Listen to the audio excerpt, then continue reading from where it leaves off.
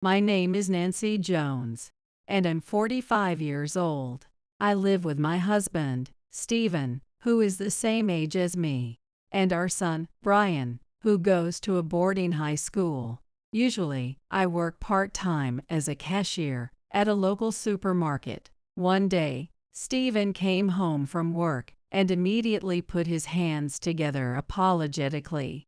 "I'm sorry, I've got an unexpected business trip, and I'll be gone for 3 days. That's quite sudden.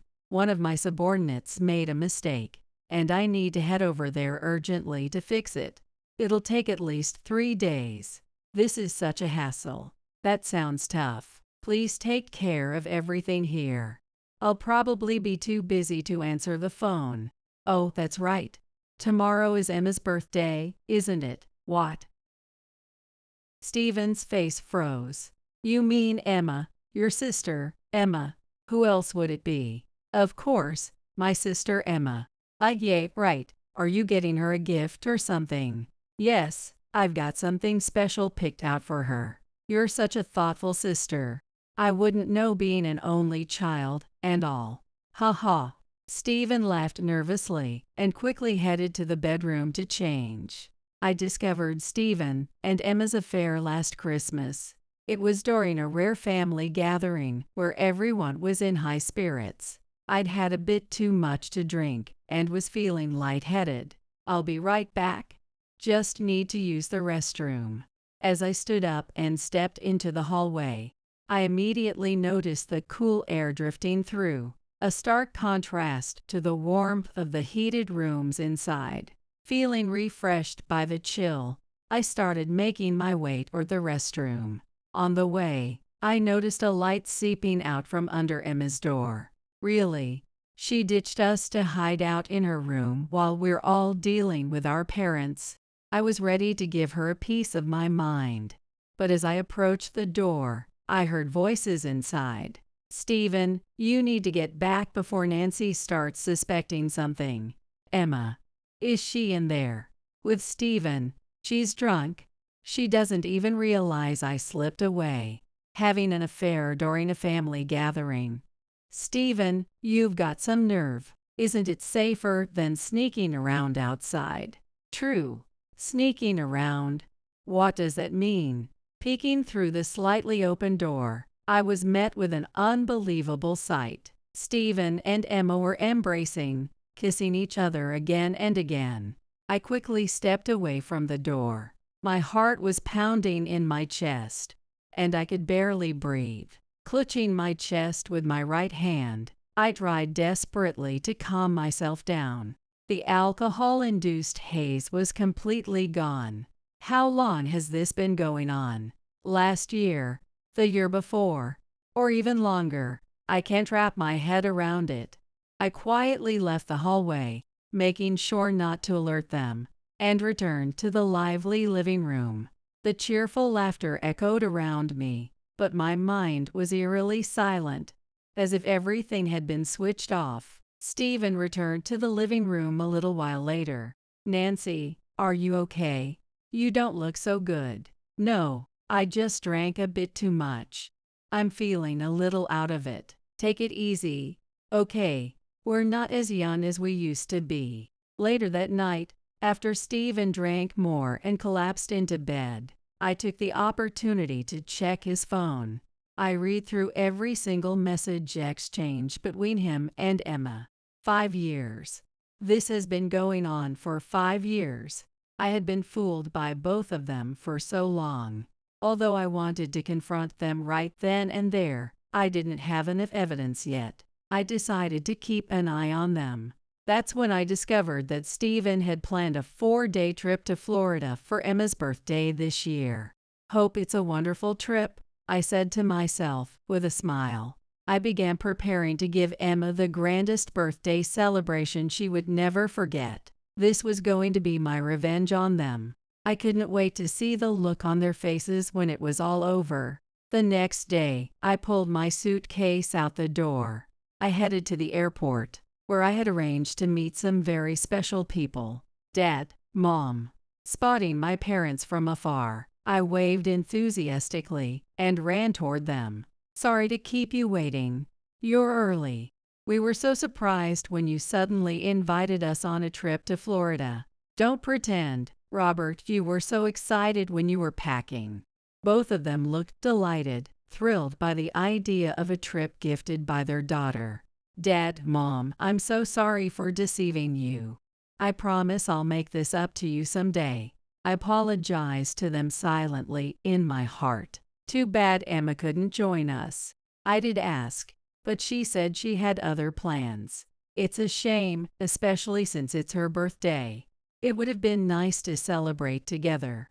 Yay, you're right. I bit my lip, struggling to contain my laughter. After a 3-hour journey by plane and taxi, we arrived at the hotel. What a gorgeous room. Look at this. You're way too excited. The hotel I had booked was one of the most luxurious in Florida. When I realized Stephen had chosen this place for Emma, rage boiled inside me. Mom, Dad, it's about time for dinner. Let's head to the restaurant. I led my parents to the hotel's restaurant. I already knew the reservation time for those two. The timing would be just right for the surprise I had planned. We were seated, and luckily, our table was right behind Stephen and Emma's. I had my parents sit with their backs to them, while I positioned myself to keep an eye on their table. We were close enough that I could hear their conversation if I listened carefully. Oh, this is delicious. Thank you for booking such a lovely place. It's your birthday, Emma. This is the least I could do. Nancy's lucky. I bet she gets to come to places like this all the time. No way. This kind of high-end place would be wasted on her. Really, that makes me feel a bit guilty. They seem to be having such a good time, don't they? I grabbed my glass of water and drank it all in one go. Then I set it down with a deliberate clink, loud enough to get Stephen's attention. He looked up briefly, and our eyes met. Nancy. Stephen, what's going on? Stephen blurted out my name before realizing that causing a scene would only make things worse. He lowered his voice and started to act as inconspicuous as possible. Emma, let's go back to the room.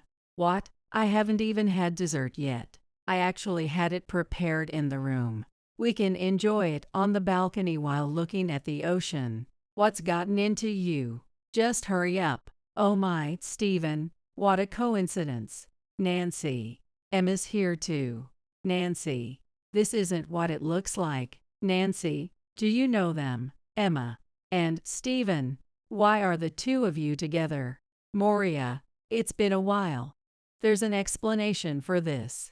Oh, is this a business you had to attend to? Emma. Dad. Robert's here too.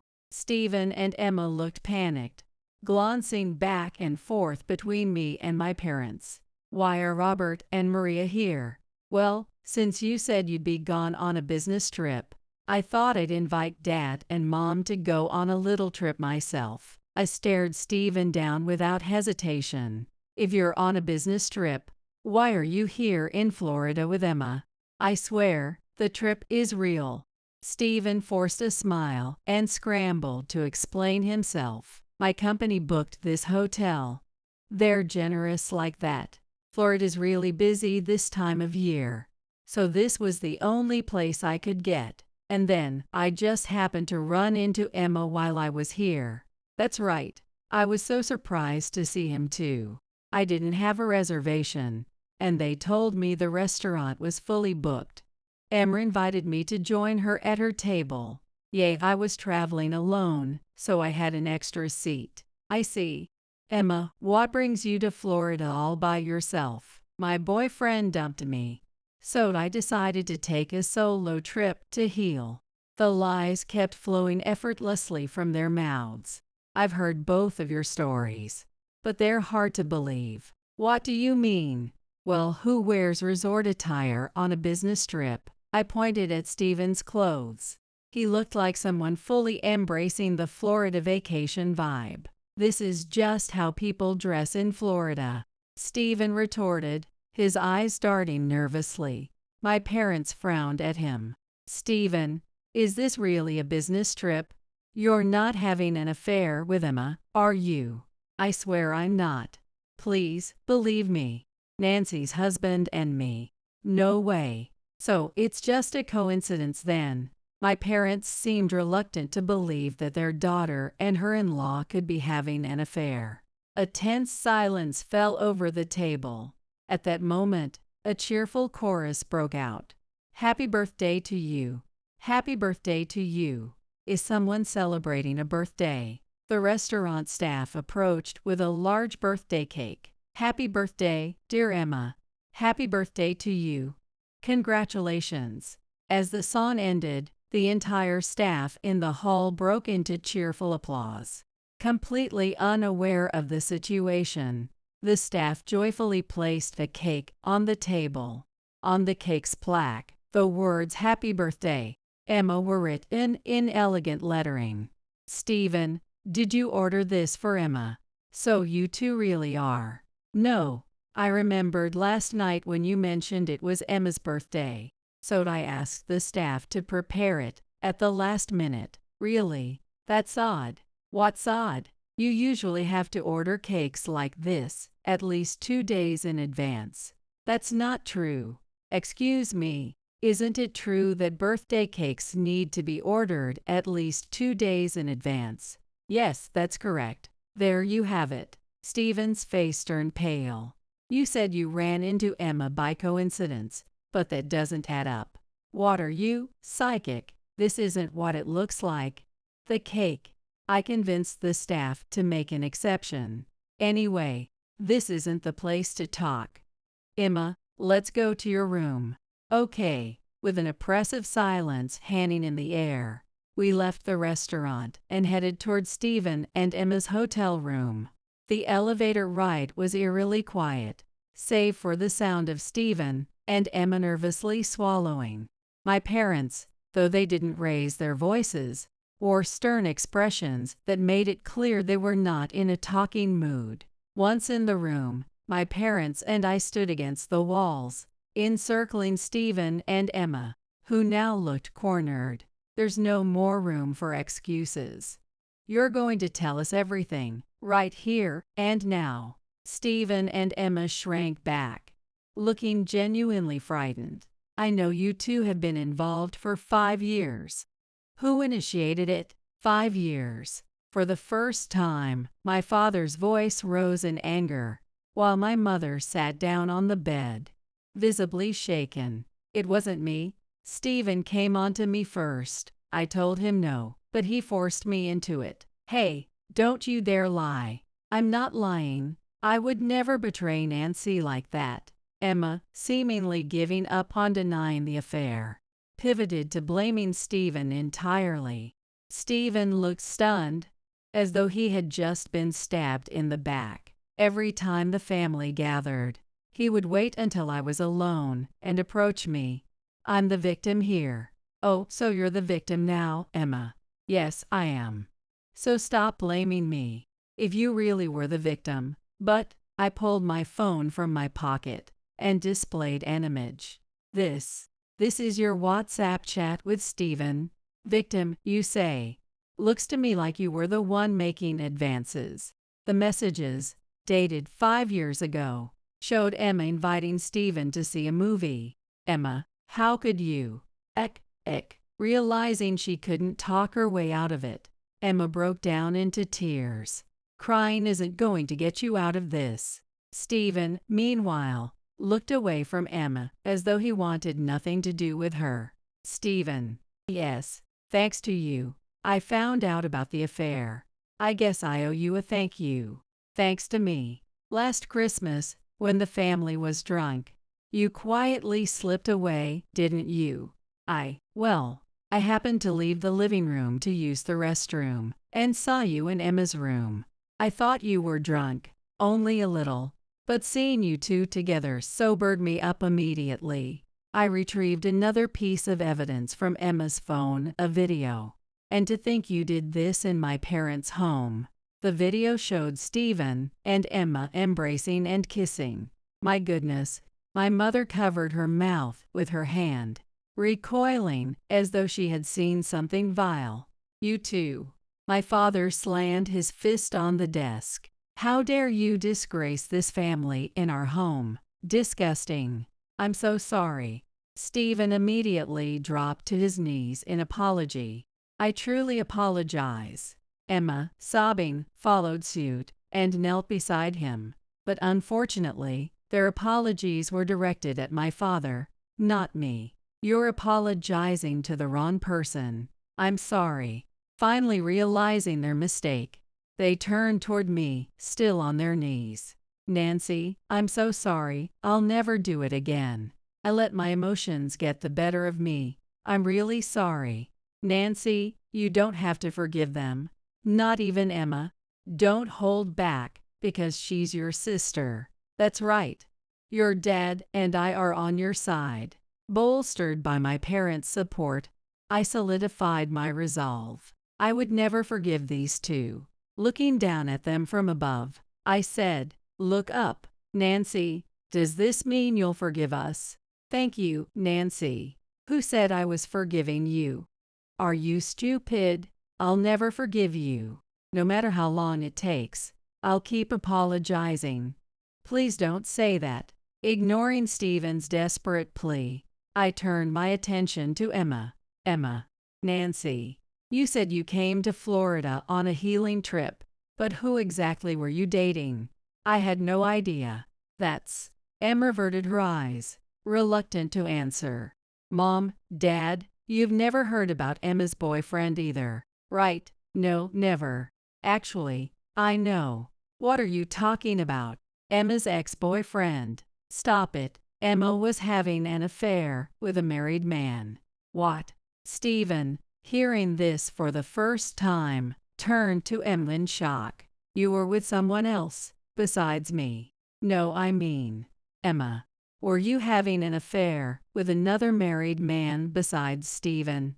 "Say something." Surrounded by accusations from all sides, Emma shrank further into herself. "Since it's hard for you to say, I'll explain for you." I lightly patted Emma on the shoulder. Emma had been having a long-term affair with a man who owns a business. His wife has a 5-year-old daughter. What on earth? She had this man paying for everything: her rent, her living expenses, all of it. So I think mistress is a more fitting term than affair partner, wouldn't you say? A mistress? No, he told me he loved me. He told you, didn't he? Past tense. That's not true. Didn't his wife find out about the affair, and then he dumped you right afterward? He didn't dump me. He just said we couldn't get married. And yet, he stopped paying your rent and living expenses. Still think he didn't dump you? He didn't. He really didn't. That man chose his wife and daughter over you, Emma. Naturally, you were just a diversion for him, nothing more. No, that's not true. It's not true. Enough, Emma. Stop making a spectacle of yourself, my father said firmly. Emma trembled, startled by his tone. You not only took Nancy's husband, but you also meddled in another family. Do you even understand the gravity of what you've done? I didn't mean to. My own daughter, behaving so disgracefully. That's it? You're disowned. What? Don't ever come back to this house again. No, please. I'm sorry. I'm so sorry. Emma broke down into sobs, clearly terrified by the thought of losing her last safety net. And I knew why she was so desperate. When that man stopped supporting you, you planned to move back in here, didn't you? You jobless. But she works as a receptionist at a real estate office, doesn't she? She quit ages ago, obviously. Emma's been lying to you this whole time. I found out while I was investigating her affair with Stephen. But your father got you that job through his connections. How could you? It just didn't suit me. That's all you ever say. Every time you start something, you quit the moment it gets hard. Yes, she never stuck with anything. She was the type of person who gave up At the first sign of difficulty, a textbook failure to launch. You managed to get by because that man supported you, but now you're on your own. It's time to find a real job and start living on your own terms. Suddenly you're telling me this, Dad? Please, I'll contribute to the household if you let me stay. Don't disown me. Once I make a decision, I don't change it, my father replied coldly. Mom, I'm sorry, Emma, but you've left us no choice. Don't expect any help from us anymore. You brought this on yourself. Emma continued sobbing, making no effort to hide her tear-streaked face. We'll pack up your belongings and store them in the garage. You have 1 week to come and collect them. 1 week? That's not enough time. Fine, make it 3 days. All right, I'll get them within a week. Emma finally accepted her fate, bowing her head in defeat. Stephen, who had been watching Emma's ordeal silently, straightened his back, realizing his turn had come. Naturally, I'm filing for divorce. Wait, please give me a chance to make it right. And how do you plan to do that? I'll never cheat again. I'll come straight home from work, and I'll spend my weekends taking you wherever you want to go. Stephen. Even as Stephen looked at me with desperate sincerity, I felt nothing. The thought of spending weekends with you makes me nauseous. What? What did you say? I said the thought of being with you makes me sick. Honestly, it'd be better if you just stayed at work forever. That's not fair. It's not an exaggeration. I can't stand being in the same space as you right now. Stephen must have assumed I'd eventually forgive him. After all, I was just a part-time cashier, a housewife with a son heading to college. Surely I couldn't survive on my own. And predictably, Stephen used that as his leverage. Brian will be heartbroken if I'm gone. He's always wanted to go to college. You can't do it alone. For the first time that day, Stephen brought up our son, Brian. Brian, who attended a boarding school in another state, was now a senior in high school. Though he only came home during long breaks, he was a kind, thoughtful child who always checked in on us. Stephen has a point. I probably don't have the means to pay for Brian's college tuition. Exactly. That's why I'll cover it. Brian's future is important to me, and I'll gladly pay for his tuition. Dad. My father's firm declaration gave me a sense of relief. The guilt I had carried about potentially burdening my son with student loans began to lift. But will Brian agree? Won't he feel lonely if he can't see me anymore? Let's ask him directly, I said. Directly? I dialed my son's number. At this hour, he likely hadn't handed over his smartphone for the night. After a few rings, Brian answered. Hello, Mom. Brian, I'm sorry to bother you this late. It's fine. This is about Dad and Emma, isn't it? You already knew. Wait, Dad's there with you. Perfect. Put me on speaker. At Brian's request, I tapped the screen to enable speakerphone. Dad. Hey, Brian. How's my boy doing? Brian's voice filled the room, cutting through the tense atmosphere. I'm fine. You sound pretty lively yourself, Dad. I guess you've got plenty of energy for things with Emma. Stephen's face turned bright red at Brian's sarcastic remark. Well, Brian, your mom says she wants a divorce. But you wouldn't want that, right? Why would you think that? Well, you and I are close, aren't we? You'd miss me if I wasn't around.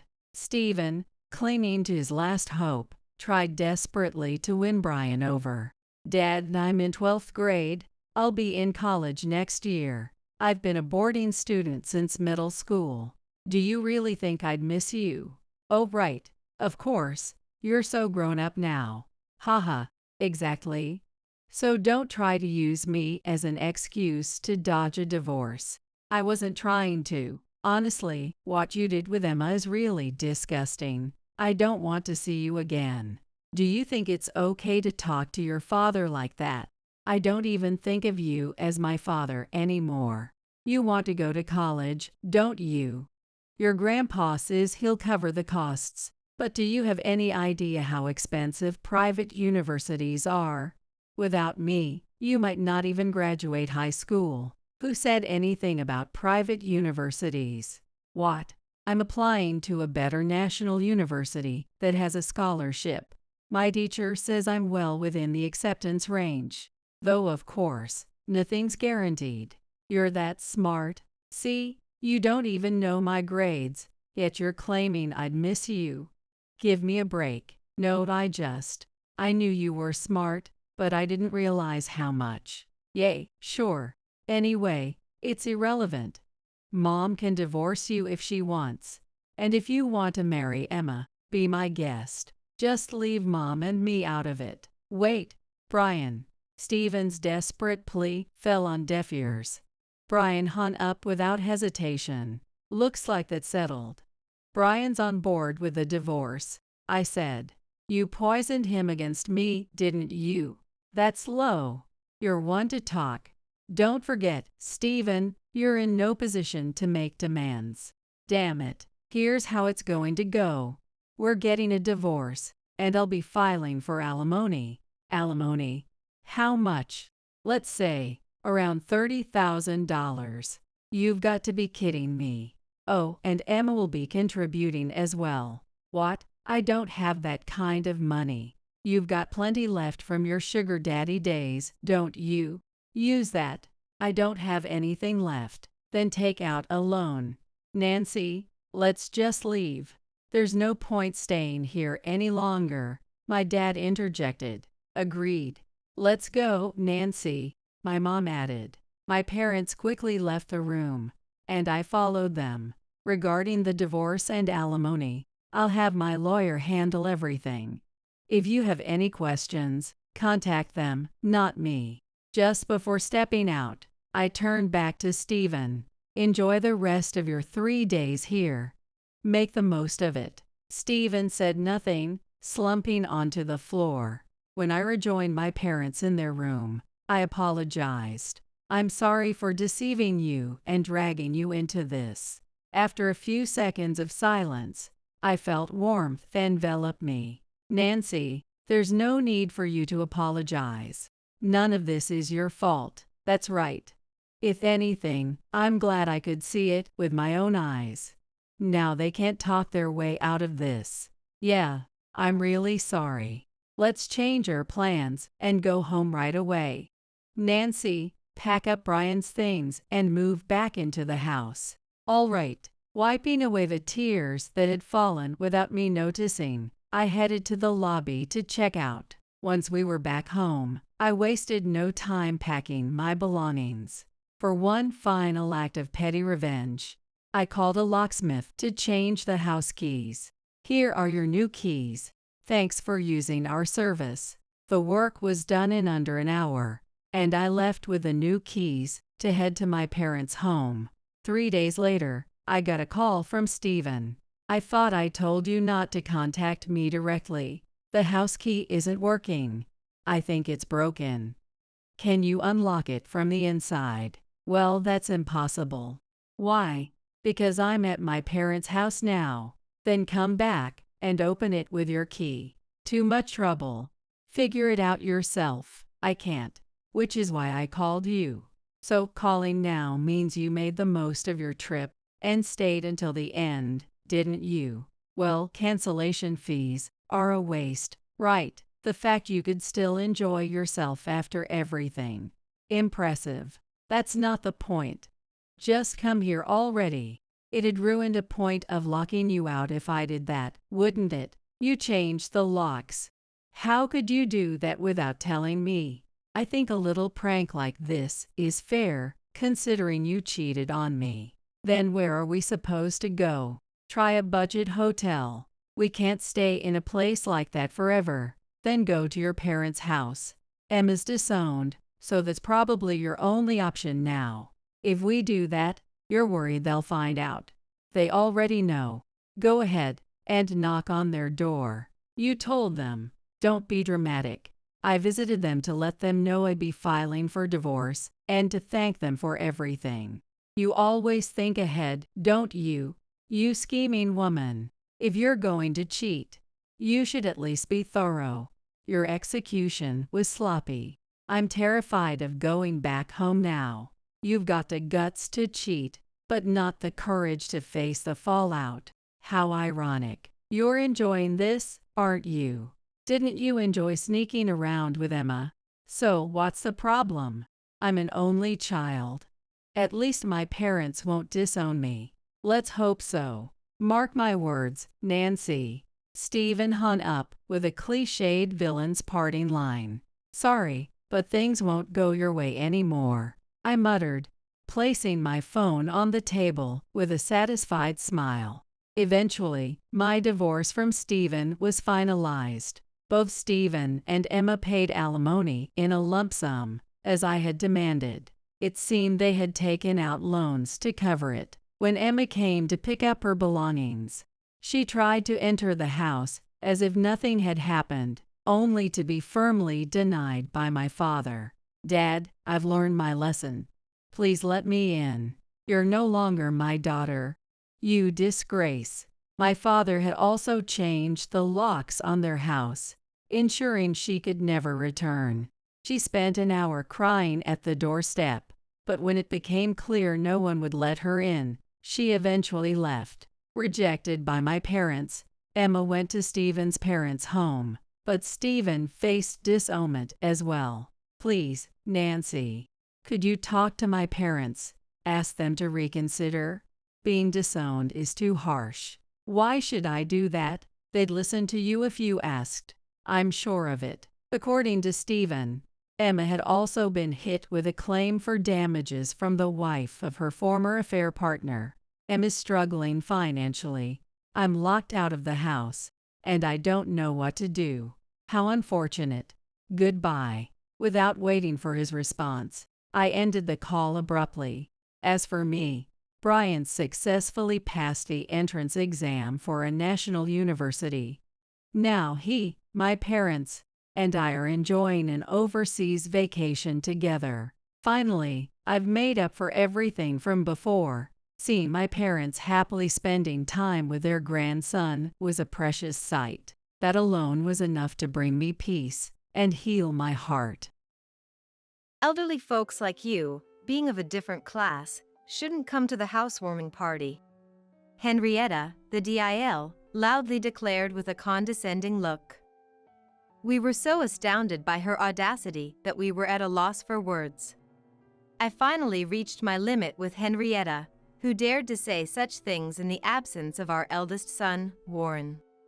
I had kept silent for Warren's sake until now, but I could no longer overlook such behavior.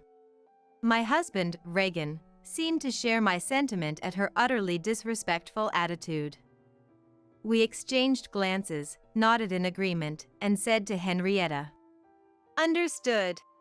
Satisfied, she smiled and went back to Warren. I am Bridget, 73 years old. Warren is our son with Reagan. Warren was always quiet and not one to assert himself, but he began to come into his own in college after graduating high school.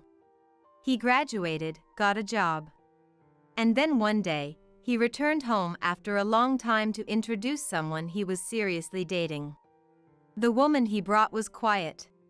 She didn't talk much, possibly due to nerves, but her sincerity when it came to marrying Warren won us over, and we happily consented to their marriage. I was so happy at their wedding that I cried. Around 3 years into their marriage, during Christmas, Warren and his wife were coming home for the first time, and I was quite excited. We had let them spend their first married Christmas alone, so this return was particularly anticipated. I was looking forward to spending time with Henrietta. When Warren and his wife arrived, I greeted them warmly. Henrietta, initially shy, gradually relaxed, lounging in the recliner by the fireplace in the living room. She seemed to get along well with Reagan, and I was secretly relieved. As it got dark, I stood up to prepare dinner, and Henrietta offered to help in the kitchen.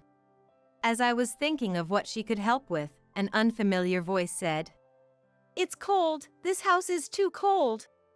I was the only one in the kitchen with Henrietta, but the voice, while similar to one I knew, was lower and harsher than usual, and I couldn't understand it. Turning towards Henrietta in disbelief, I saw her rubbing her hands together with a look of discontent I had never seen before. When our eyes met, she didn't even try to hide her displeasure and said in that same unhappy tone, "I hate old houses like this.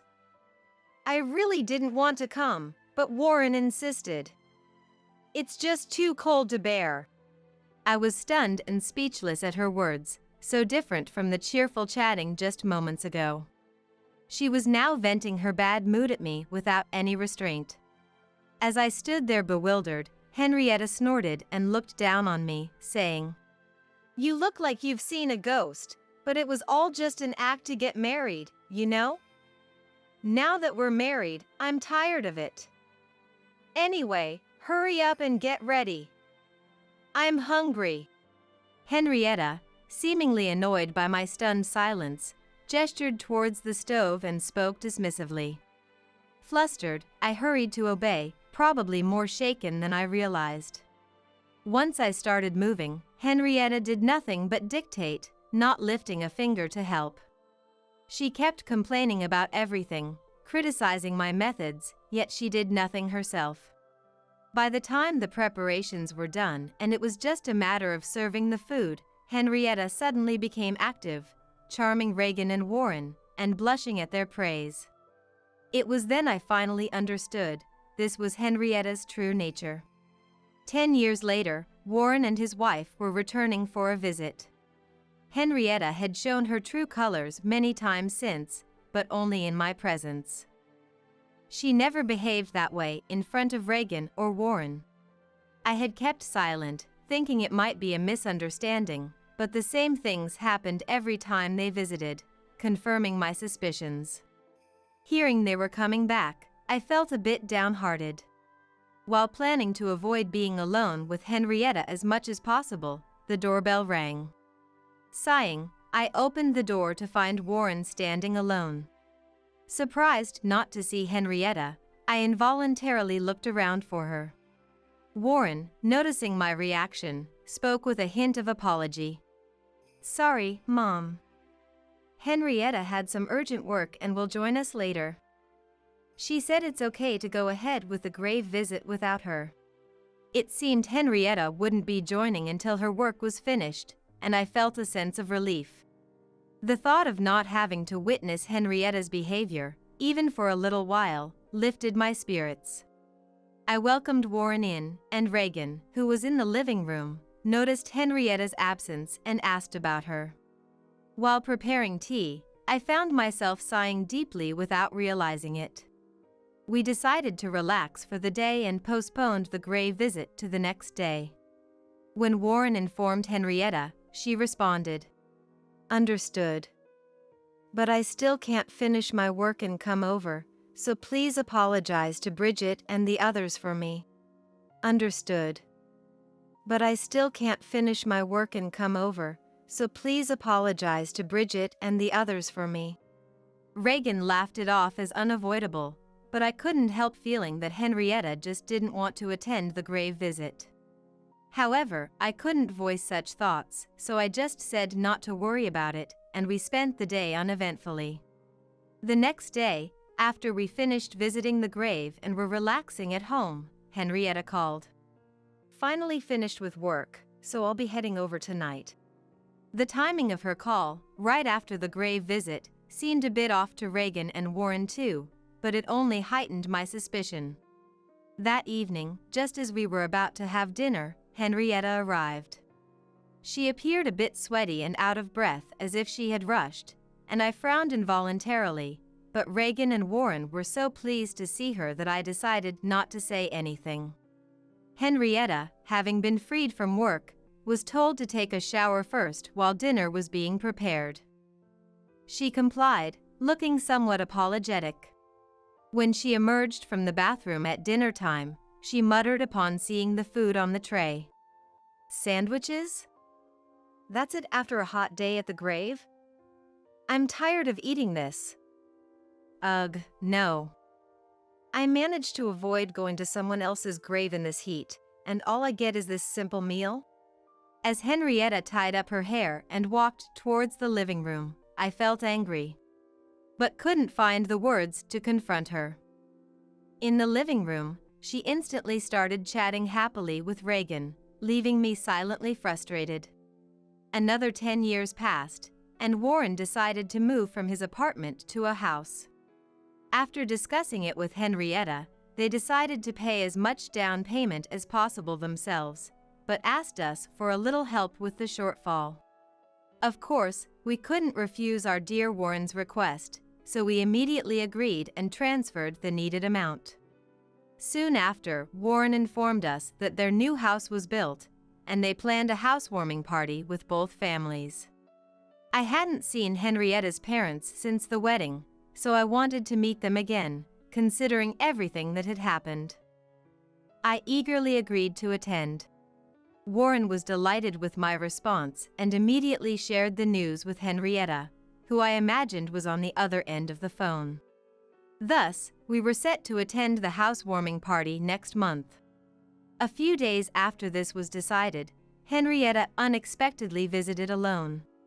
I was surprised by her unannounced visit and opened the door without realizing it was her.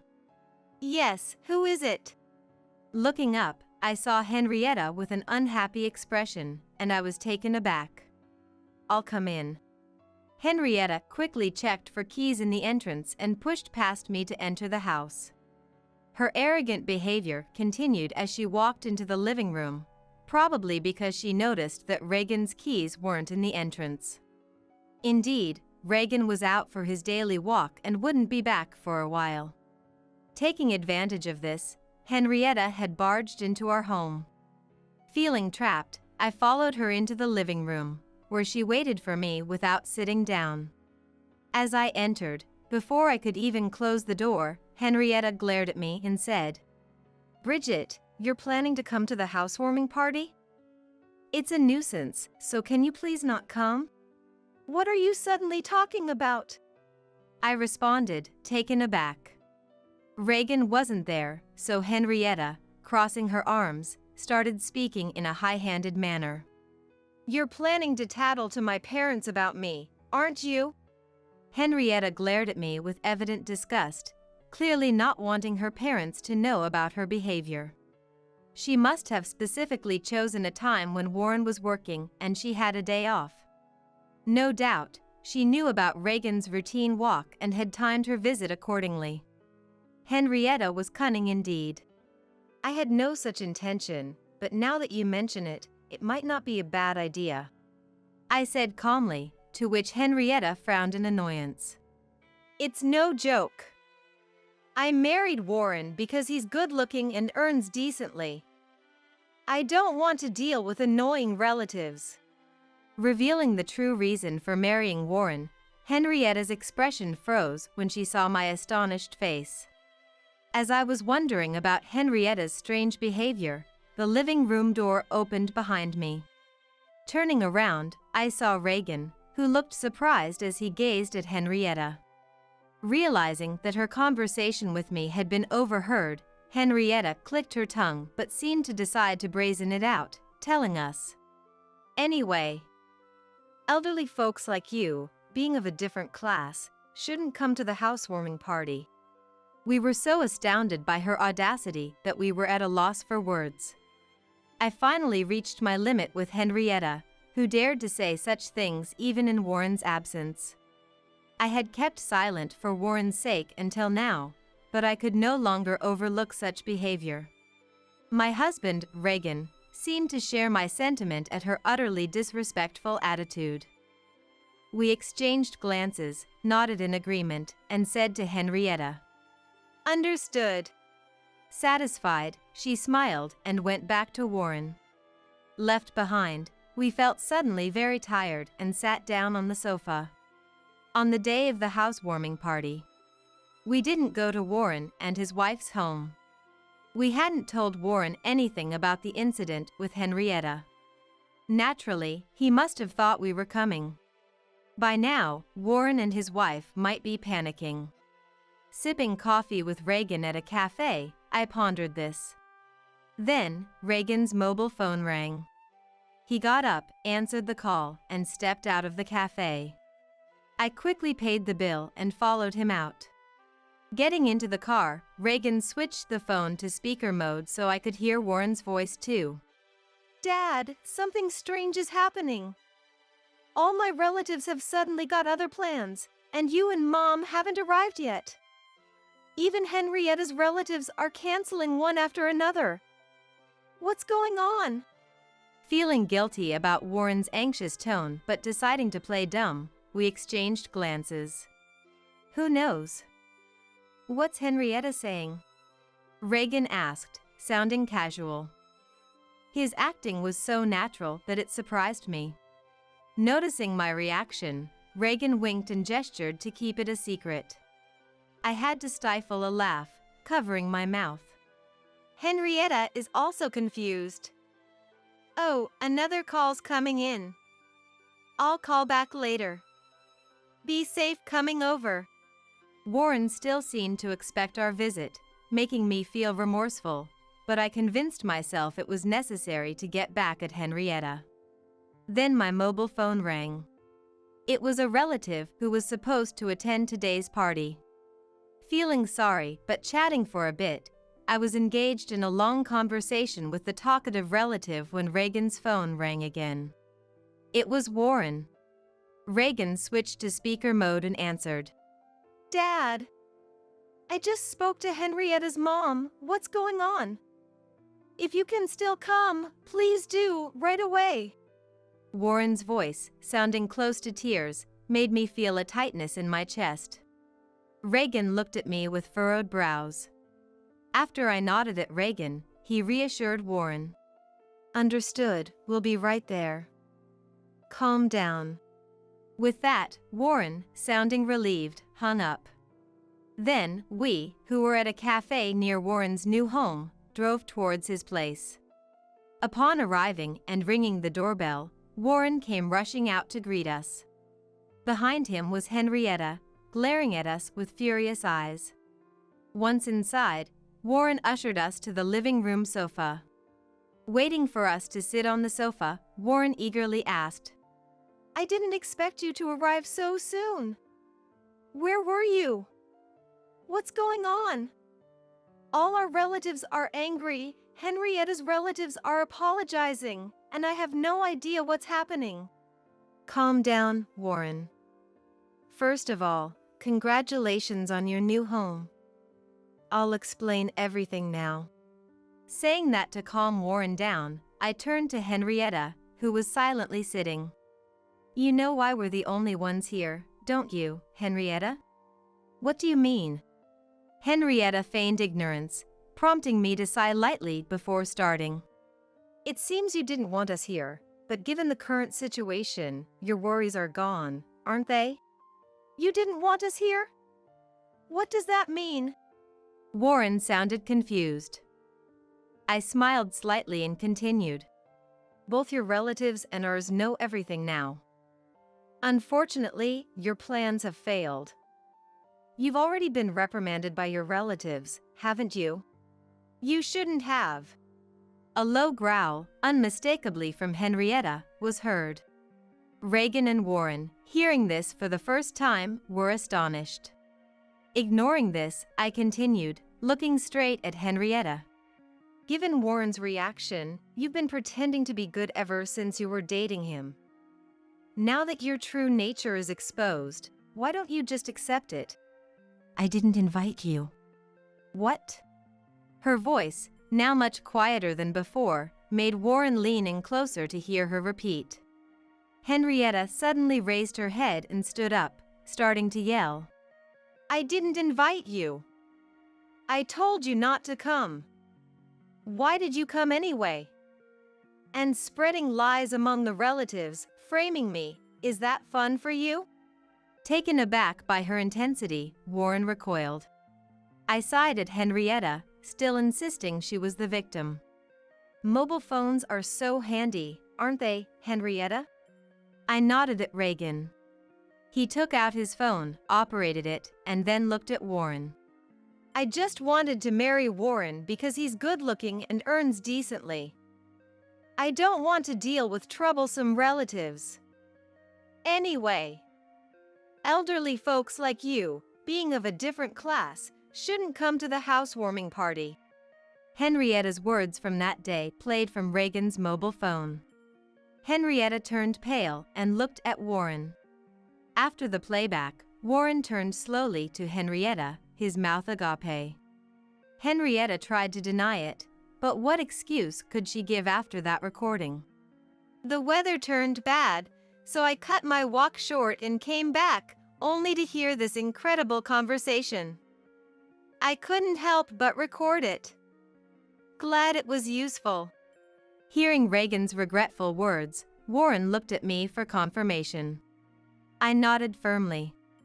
I couldn't believe it at first either, Warren. But the truth is there in the recording. Henrietta's true feelings, and her last words were said despite my presence. It's hard to escape now, Reagan said, fixing his gaze on Henrietta. Could anyone stay calm knowing she had been deceiving everyone since her dating days with Warren, let alone after their marriage? Seeing his look, Henrietta dropped her shoulders and ceased her struggle. This seemed like an affirmation to Warren, who abruptly stood up and left the house. It happened so suddenly that we couldn't stop him, and although Reagan hurried after him, he soon returned. Apparently, Warren had driven off somewhere, leaving his mobile phone behind, making it impossible for us to call him. Henrietta, left behind and surrounded by us, sat trembling and pale, huddled up. As time passed helplessly, Warren eventually returned, holding something in his hand, which he slammed in front of Henrietta, saying quietly, "Sign the divorce papers and leave." "What?" Henrietta looked up at Warren, her mouth agape. But Warren repeated himself, took a pen from the holder on the table, and began to fill in his part. After finishing, he forced the pen into Henrietta's hand and tapped on the divorce papers. "Come on, write and leave." Overwhelmed, Henrietta, though frightened, filled in her part. She looked at Warren when finished, but he, without making eye contact, was checking for any missing details. Finding no errors, he forcefully made Henrietta stand up and dragged her to the front door. He then pushed Henrietta out of the house, ignoring her attempts to cling to him and throwing her bag outside. "It's late, so I'll submit this tomorrow. Don't ever come back to this property," he said, slamming the door shut and locking it. Henrietta's pleading voice could be heard from outside.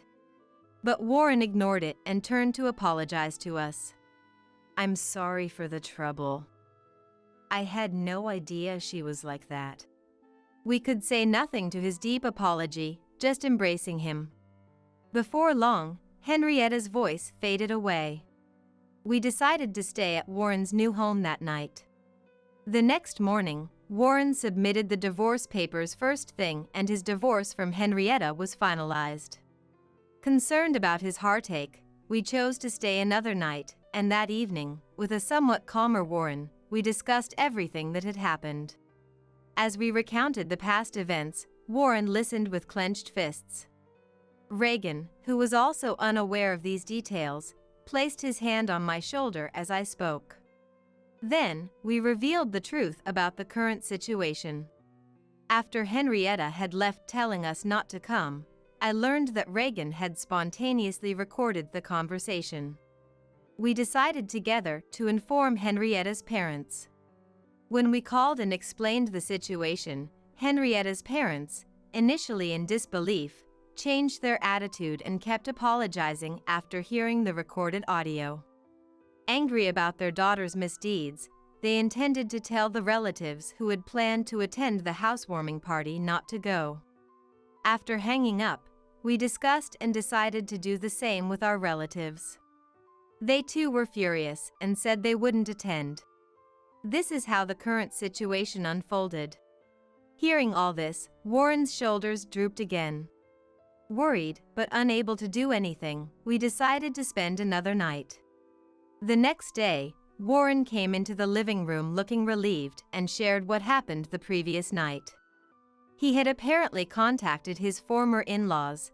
Henrietta was now at her parents' home, being disowned and facing eviction.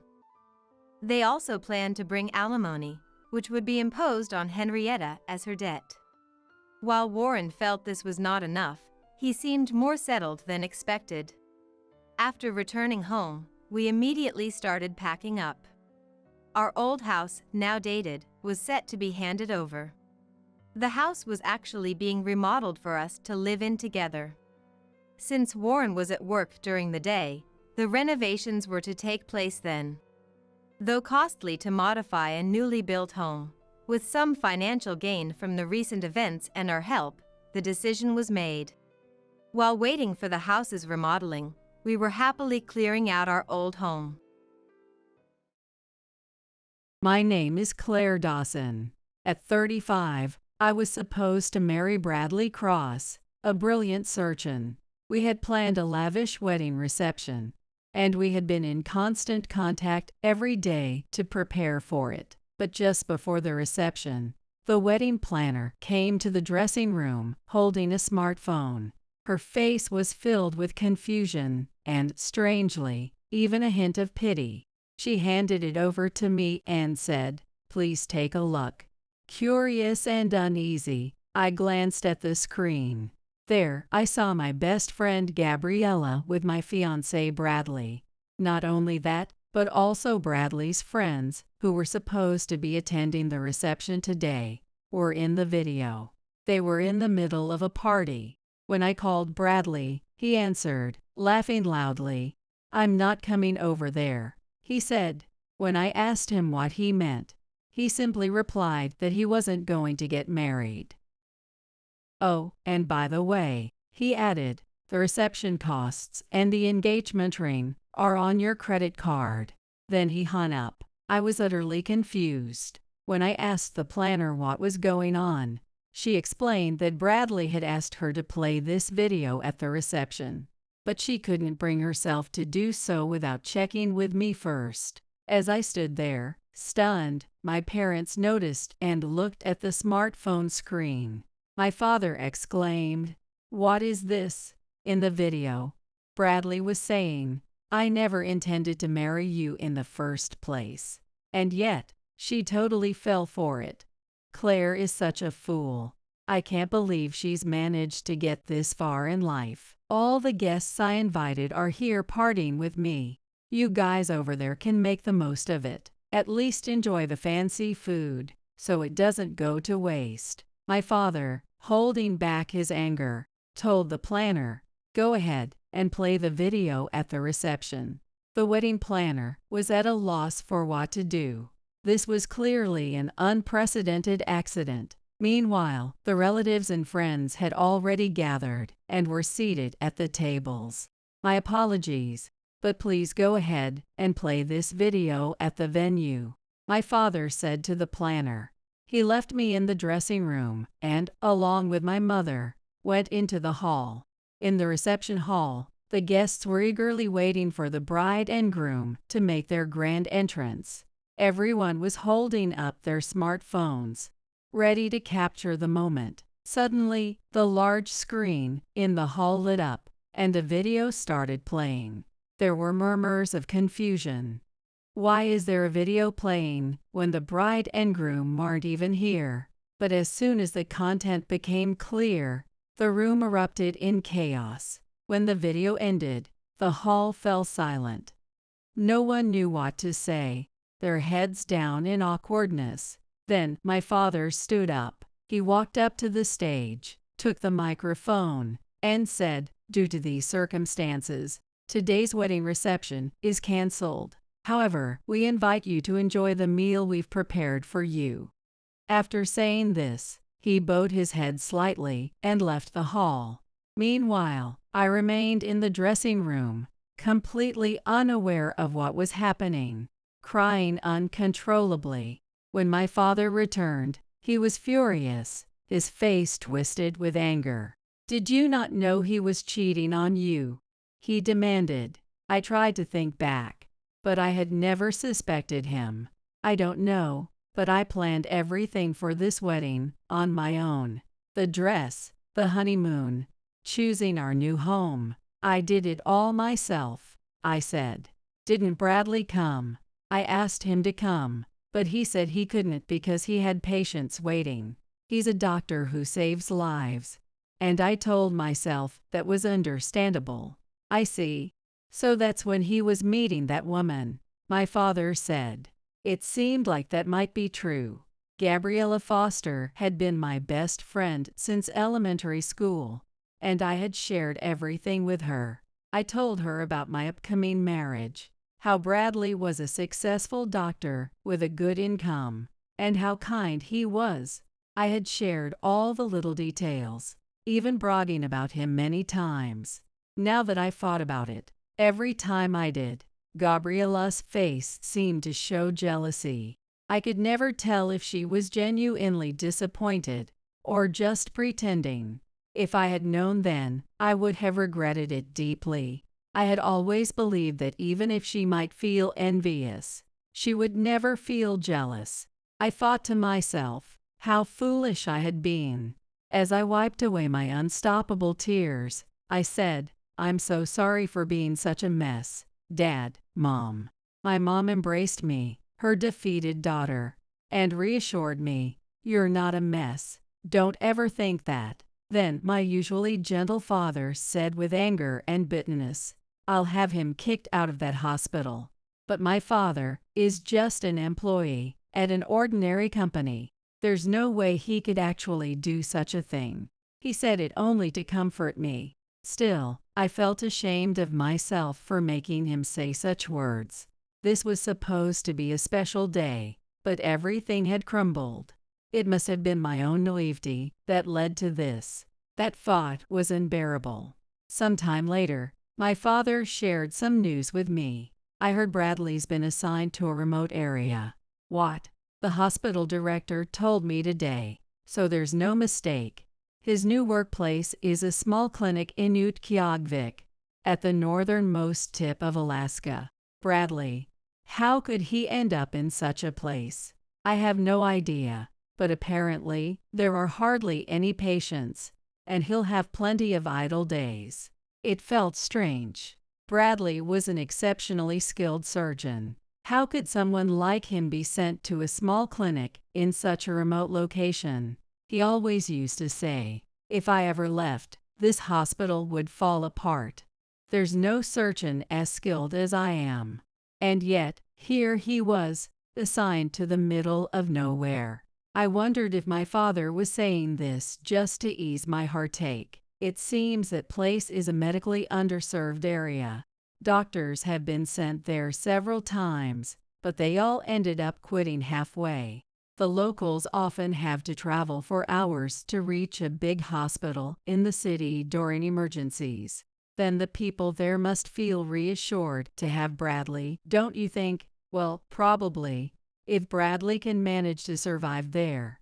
That was true. Bradley took great pride in being a surgeon. He often said that holding a scalpel and saving lives was the essence of being a doctor. But if he was moved to a small clinic in such a remote area, he might not even get the chance to hold a scalpel, let alone see patients.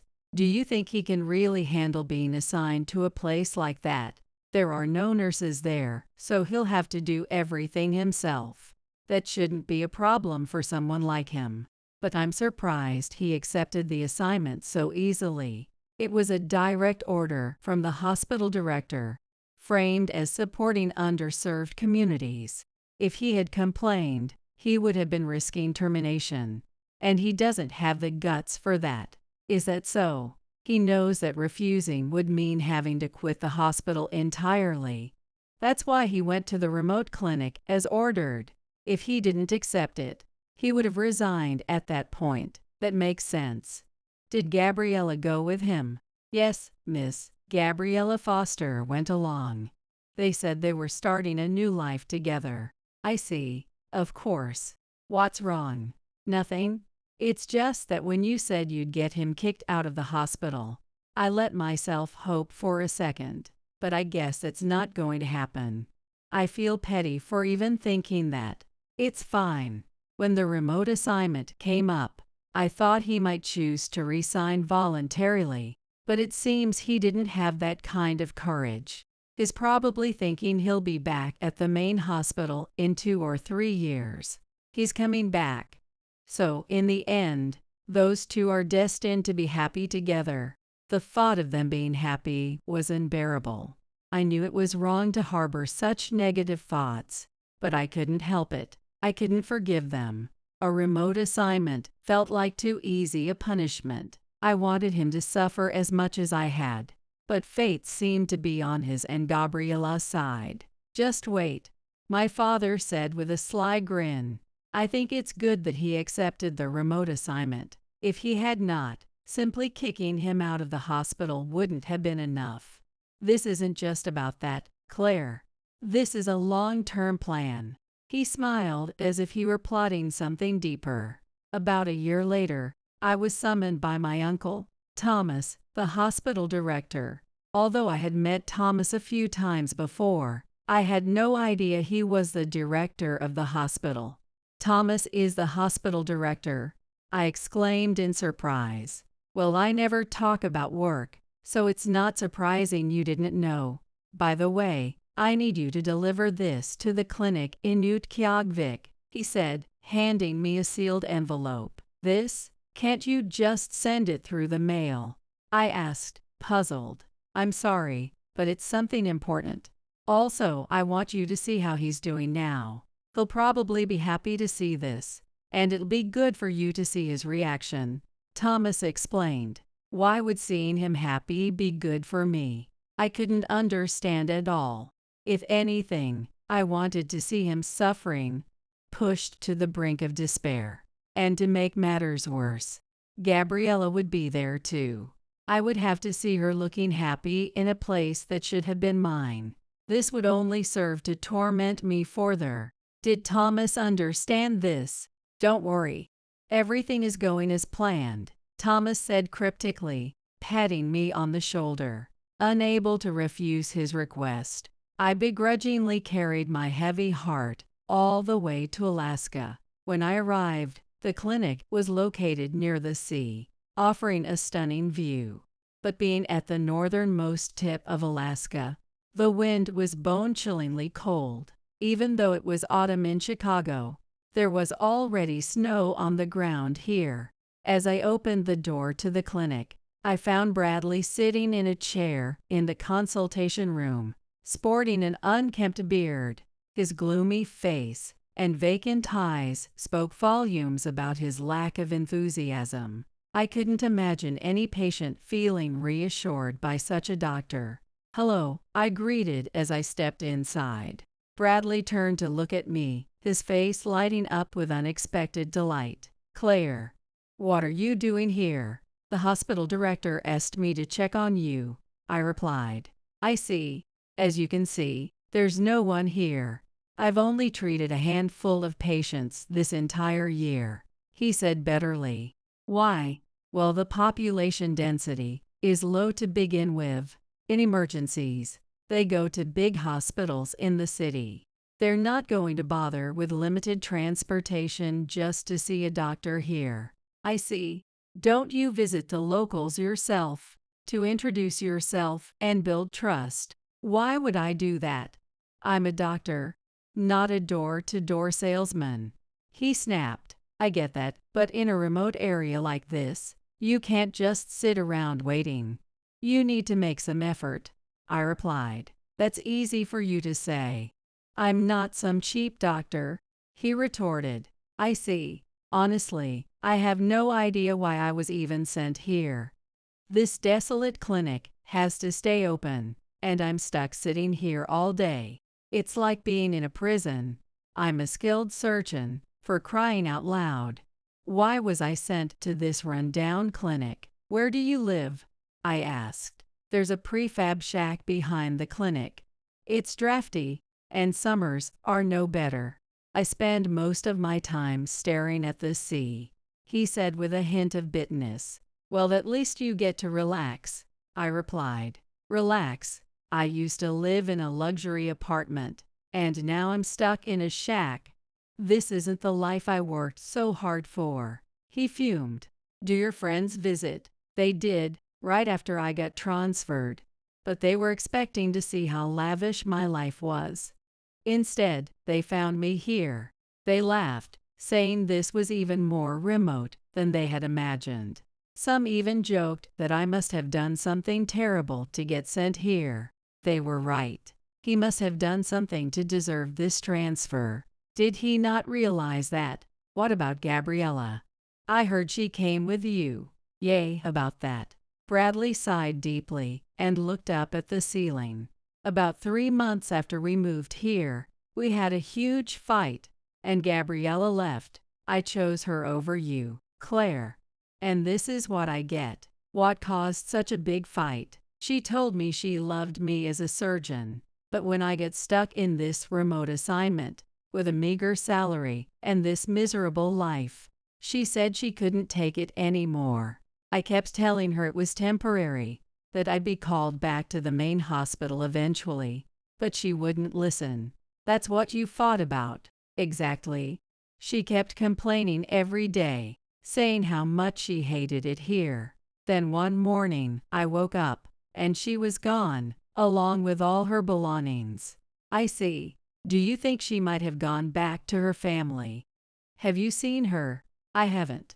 If she were back in Chicago, I'm sure I'd have seen her by now." "Yeah, I guess. Gabriella took all my savings when she left." "Your savings?" "Yeah, she cleaned out my account. Now I'm barely scraping by.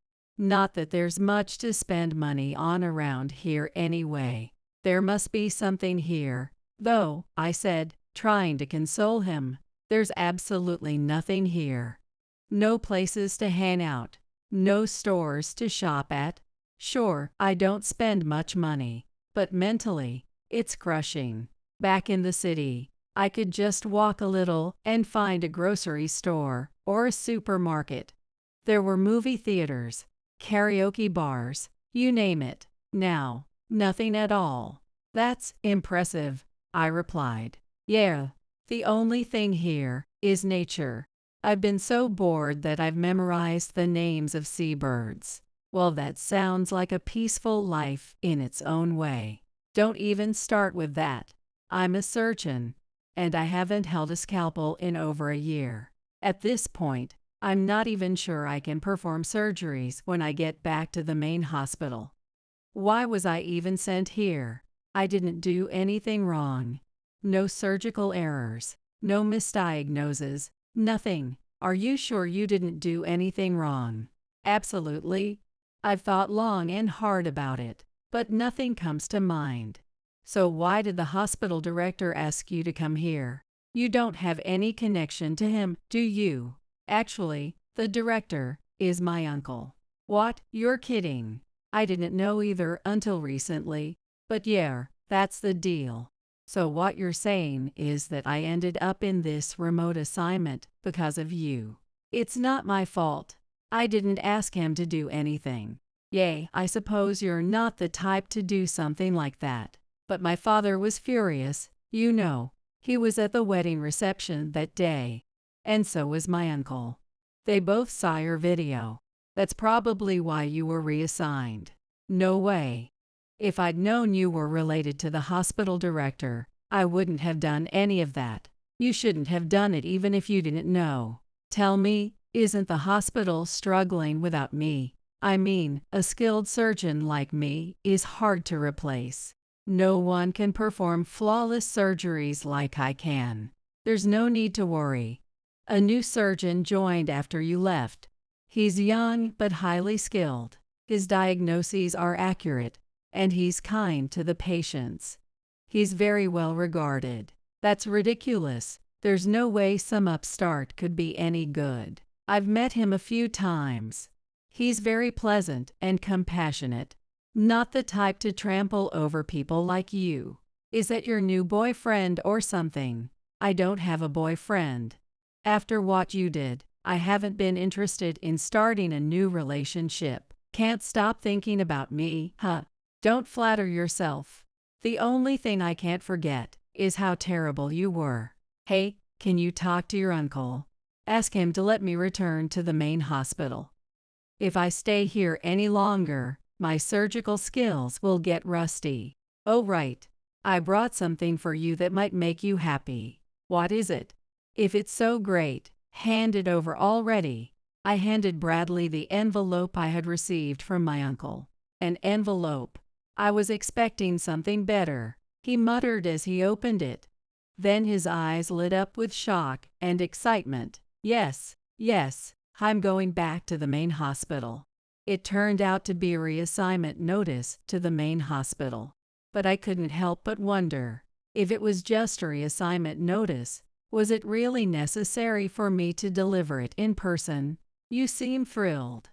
Well, I'm heading back now. Come on, at least stay for a meal. Let's eat together. Do you even have proper food? Well, I've got instant ramen. Is that all you eat? How pitiful. With that, I left the clinic, feeling a small sense of satisfaction as my parting jab. But as it turned out, my father and uncle's real revenge was only just beginning. When Bradley returned to Chicago, he was summoned to the hospital director's office. He eagerly went, delighted about his reassignment. But when he arrived, he found not only my uncle, the director, but also Dr. Whitmore, the surgeon who had replaced him. But what is this? Bradley muttered, clearly taken aback. It made sense that the hospital director would be there, but seeing Dr. Whitmore, the surgeon who had replaced him, seemed to irritate him. Dr. Cross, welcome back. You've done a great job during your time away, said the director warmly. Thank you, Bradley replied hesitantly. Now, let's get right to it. Can you start working tomorrow? Starting tomorrow. Is there a problem? Nope, not at all. I'd be happy to. Bradley was thrilled to be told he'd start working right away, taking it as a sign that his absence had been deeply felt. He was certain the hospital couldn't manage without him. By the way, the director continued, your new supervisor will be Dr. Whitmore. He's been with us for a year and is currently serving as the head of surgery. He's been a tremendous asset. What? Head of surgery in just 1 year? Bradley exclaimed, visibly upset. Is there a problem? The director asked with a raised eyebrow. Director. A year. He's practically still a rookie. He's only been at this hospital for a year, but he honed his skills in Germany. His surgical expertise is nothing short of miraculous. Why do I have to work under someone like him? Bradley demanded. Why? Well, he's young, and I can see why you might feel that way. But exceptional talent belongs where it's most needed, wouldn't you agree? Then I deserve the same treatment. Up until a year ago, I was performing multiple surgeries a day. I should have been promoted by now. I understand how you feel, the director said calmly. But tell me, do you think a surgeon who hasn't held a scalpel for a year is fit for advanced surgery? Bradley's face fell as the director's words hit a sore spot. He couldn't respond. Don't worry, the director continued. Take your time to regain your confidence and skills. Eventually, you'll find your rightful place. Yes, I understand, Bradley replied, though his frustration was evident. Despite his displeasure, Bradley threw himself into his work, determined to prove himself. But Dr. Whitmore, the skilled and compassionate surgeon, was a tough supervisor. While he was kind to patients, he was unrelentingly strict with Bradley, leaving no room for errors. Have you never read a single medical journal? What exactly were you doing for an entire year? I hear you barely had any patients at that remote clinic, so surely you had plenty of time to study. You're utterly useless. And to top it off, You say things that frighten patients. That's unacceptable behavior for a doctor. I was just being honest with the patient, Bradley protested. Honest? You gave them your incorrect diagnosis. That's not honesty. It's incompetence. Let me tell you something, your diagnosis was completely wrong. That condition can be cured with surgery now. But when I was practicing, yes, when you were practicing, but that was over a year ago. In that time, new studies have been published, research has progressed, and what was once incurable is now treatable. I've performed that surgery multiple times successfully. You've done it? Bradley asked, astonished. Of course I have. Stop spreading baseless negativity. If that's all you can contribute, you shouldn't even be here. Dr. Whitmore's words shattered Bradley's pride entirely. By the time Bradley was mentally and physically drained, he was summoned to the director's office once again. This time, however, the room wasn't empty. The director, my father, Gabriella, and I were all there. Debbie, Gabriella. What's she doing here? Bradley was overjoyed to see Gabriella again, someone he had resigned himself to never meeting again. But his joy was short-lived as Gabriella swatted his hand away when he tried to take hers. Gabriella, there's no need to act so cold. Have you really become such a heartless woman? We're done, Bradley. We've been done for a long time. Is that so? Then give me back my money. I don't know what you're talking about. I haven't taken a single cent from you. Why would I bother with a broke doctor like you? You stole my savings. I said I don't know what you're talking about. Maybe you're just paranoid. Dr. Cross, the director interjected sternly. This meeting isn't for you to argue about your personal matters. Please compose yourself. Yes, I'm sorry, Bradley mumbled, clearly embarrassed. Ms. Gabriella Foster, the director began. Yes, can you recount everything that happened during the wedding reception a year ago? Please stick to the facts. Yes, everything that happened that day was Bradley's idea. Gabriella began. What? That's not true. Bradley interjected. We started seeing each other a year before the reception. Gabriella continued, ignoring him. He was the one who asked me out. At first, I refused because he was my best friend's fiancé. But he insisted, and I eventually couldn't say no. He's a surgeon, makes good money, and showered me with gifts. I was drawn to that.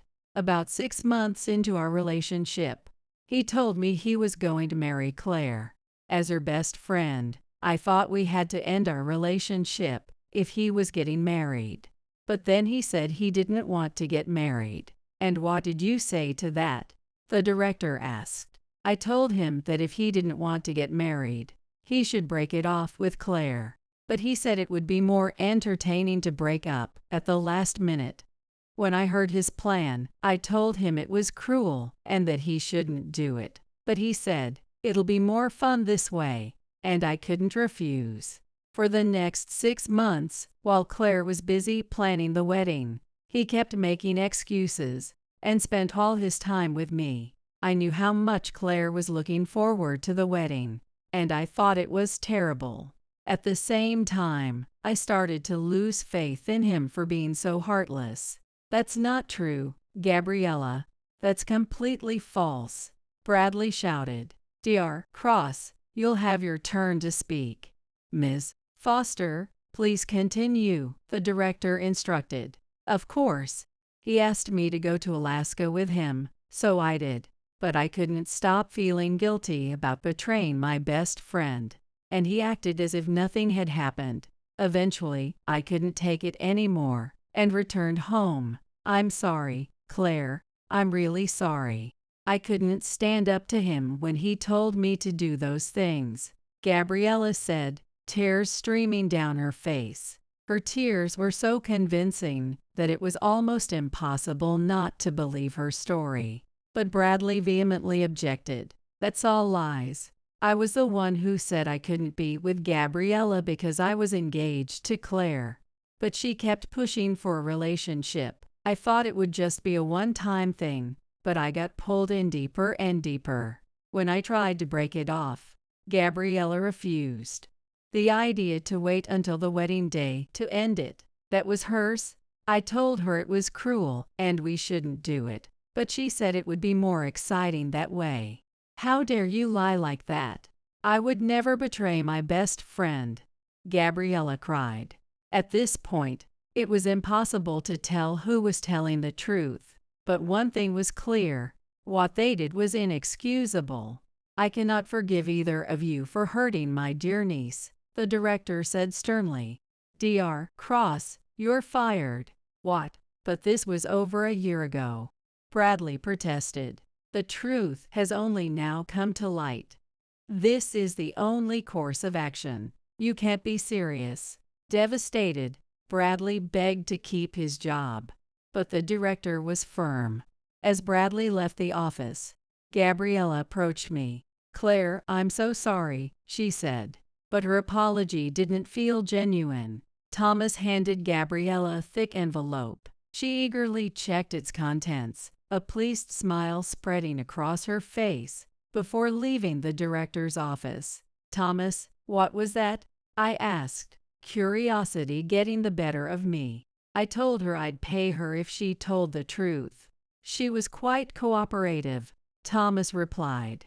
This meant it was unclear whether Gabriella's story was entirely truthful or not. Regardless, Bradley's pride as a surgeon had been utterly destroyed. At this point, it was unlikely he would ever hold a scalpel again. Not only had his career been ruined, but his pride as a doctor had been completely shattered. With his dismissal from this hospital, there was no other path left for him to pursue. And so, the long-planned saga of revenge finally came to its conclusion. I later heard about what happened to him. He moved from one hospital to another, but even when he managed to get hired, he was deemed ineffective and quickly dismissed, having lost his place to work. He reportedly returned to his family home, but with his parents being doctors, and his siblings also in the medical profession, someone like him, who was deemed useless as a doctor, was not accepted as part of the family. As a result, he was thrown out of his family home. He was told that if he wanted to return, he would need to rebuild his career as a doctor, but with his mind and body completely exhausted, he no longer had the strength to do so. I wondered where he had ended up until I saw him at a grocery store near the hospital. He was wearing a store clerk's uniform, stocking shelves, and being scolded by a young part-time worker. The sight of him was pitiful, a far cry from the surgeon who had once performed numerous operations with pride. As for me, I've moved on and am happily immersed in a new romance. My partner is, of course, the brilliant and compassionate Dr. Whitmore, who replaced Bradley at the hospital. His kindness and warmth bring me a happiness I never thought I'd experience again.